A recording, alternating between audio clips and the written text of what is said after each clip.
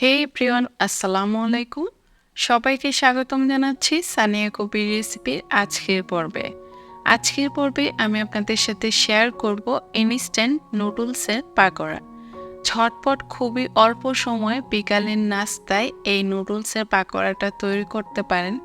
আর আপনার পছন্দ মতো যে কোনো সসের সাথে এটা পরিবেশন করতে পারেন। ছোট থেকে বড় সবাই খেয়ে অনেক বেশি পছন্দ করবে। আশা করি প্রতিবারের মতো আমার আজকের রেসিপিও আপনাদের কাছে খুবই সহজ আর ভালো লাগবে। নুডলসের পাকোড়া তৈরি করার জন্য চুলায় একটি প্যানে পরিমাণ মতো পানি গরম করে নিয়েছি। প্রায় 1.5 কাপ পরিমাণ পানি হবে। গরম করে নেওয়ার পর এর মধ্যে আমি 2টা ইনস্ট্যান্ট নুডলস হাত দিয়ে একটু ভেঙে ছোট করে দিয়ে দিচ্ছি। একটু নেড়ে দেওয়ার পর নুডলসের সাথে যে ইনস্ট্যান্ট মশলাটা থাকে সেই 2 প্যাকেট দিয়ে দিচ্ছি। আমার মনে হয় এই পর্যায়ে মশলাটা দিয়ে দিলেই খুব ভালো হয়, এতে নুডলসের মধ্যে মশলার যে একটা ফ্লেভার সেটা খুব ভালোভাবে ঢুকে যায়। একটা ঢাকনা দিয়ে ঢেকে আমি 2 থেকে 3 মিনিট অপেক্ষা করছি। 3 মিনিট পর কিন্তু নুডলসটা খুব ভালোভাবে সিদ্ধ হয়ে গিয়েছে। এই পর্যায়ের মধ্যে যদি এক্সট্রা পানি থাকে তাহলে জালটা বাড়িয়ে দিয়ে একটু নেড়েচেড়ে পানিটাকে টেনে নিয়েছি। এখন একটা মিক্সিং বোলের মধ্যে নুডলসটাকে ঢেলে নিচ্ছি। পুরোপুরি নুডলসটাকে ভালোভাবে ঠান্ডা করে নেওয়ার পরে কিন্তু পাকোড়াগুলো তৈরি করতে হবে।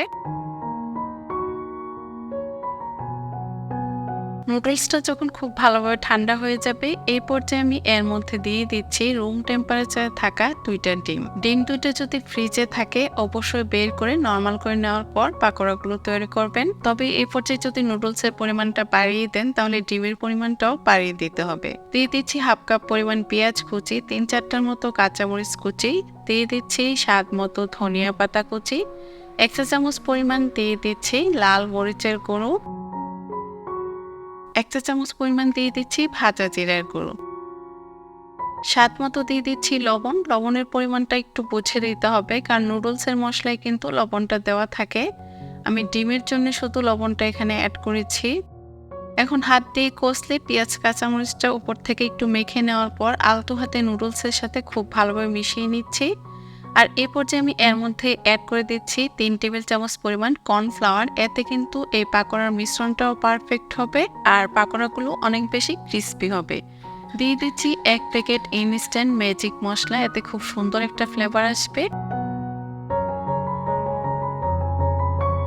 এই তো পাকোড়ার মিশ্রণটা তৈরি করা হয়ে গিয়েছে। এখন অল্প অল্প করে নুডলসটা হাতের মধ্যে নিয়ে একটু গুছিয়ে নিয়ে চপের মতো করে আমি গরম তেলের মধ্যে দিয়ে দিচ্ছি। পরিমাণ মতো তেল আমি প্যানের মধ্যে দিয়ে হালকা কুসুম গরম করে নেওয়ার পর আমি পাকোড়াগুলো দিয়েছি। এখন 2 থেকে 3 মিনিট পর আমি পাকোড়াগুলোকে উল্টে দিচ্ছি। তবে জালটা অনেক বাড়িয়ে দিয়ে নুডলসের পাকোড়াগুলো ভাজার প্রয়োজন নেই, যেহেতু নুডলসগুলো সিদ্ধ করা, তাই ভাজতে বেশি সময় লাগবে না। 4 থেকে 5 মিনিট এভাবে উল্টে পাল্টে লালচে করে আমি পাকোড়াগুলোকে ভেজে নিয়েছি। আর আমি ভাজতে ভাজতে যখন একটা গোল্ডেন ব্রাউন কালার চলে আসবে এই পর্যায়ে একটা স্ট্রেনার নিয়ে তেল ছড়িয়ে প্যানের থেকে নুডলসের পাকোড়াগুলো উঠিয়ে নিচ্ছি। আর একইভাবে সবগুলো পাকোড়া বানিয়ে নিয়েছি।